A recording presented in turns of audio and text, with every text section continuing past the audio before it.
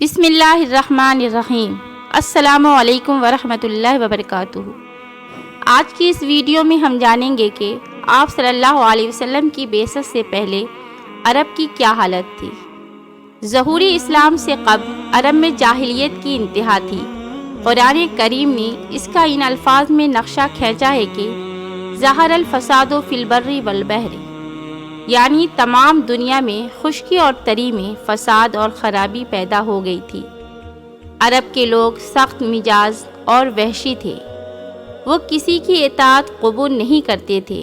وہ لوگ شقی القلب اور پتھر دل تھے۔ عدل و انصاف کا تو کوئی نام و نشان ہی نہ تھا، جس کی لاٹھی اسی کی بھینس کا قانون جاری تھا۔ چھوٹی سی چھوٹی بات پر سالہ سال کی دشمنی اس قوم کی عادت تھی، اور کئی نسلوں تک ایک قبیلہ دوسرے قبیلے کے خون کا پیاسا رہتا تھا۔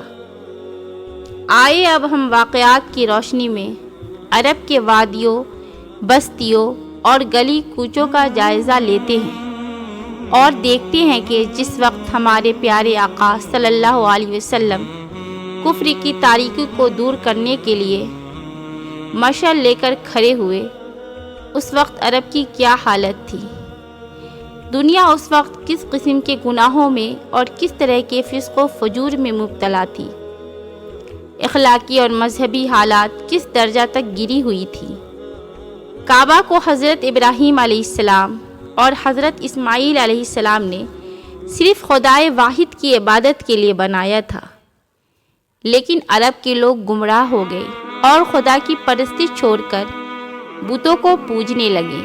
اس ضلالت میں یہ لوگ اس قدر بڑھے کہ خود خانہ کعبہ میں بت لا کر رکھ دیے اور ان کی پوجا پاٹ کرنے لگے۔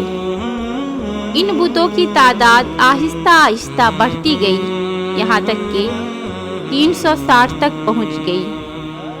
جب مکہ میں بت پرستی شروع ہوئی تو چونکہ کعبہ تمام عرب کا مذہبی مرکز تھا اور ہر شخص کے دل میں کعبہ کا ادب اور اس کی تعظیم تھی، اس لیے آہستہ آہستہ سارے عرب میں بت پرستی پھیل گئی اور نوبت یہاں تک پہنچی کہ ہر قبیلے کا، ہر خاندان کا، ہر گھرانے کا، بلکہ ہر شخص کا خدا الگ الگ بن گیا۔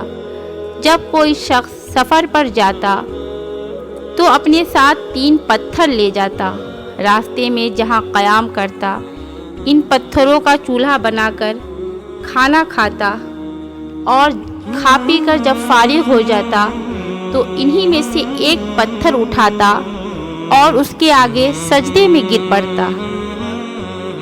جب بت پرستی ان کے رگ رگ میں سما گئی تو پھر اس کی بھی ضرورت نہ رہی۔ سفر میں جہاں پڑاؤ ڈالتے وہیں سے ایک پتھر اٹھا لیتے اور اسے اپنا خدا بنا لیتے۔ شرارت اور بےہودگی ان کے رگ رگ میں بھری ہوئی تھی۔ بڑے بڑے ہولناک فتنے ان کے شرارت سے پیدا ہوتے رہتے تھے، مگر وہ اپنے کرتوتوں سے باز نہیں آتے تھے۔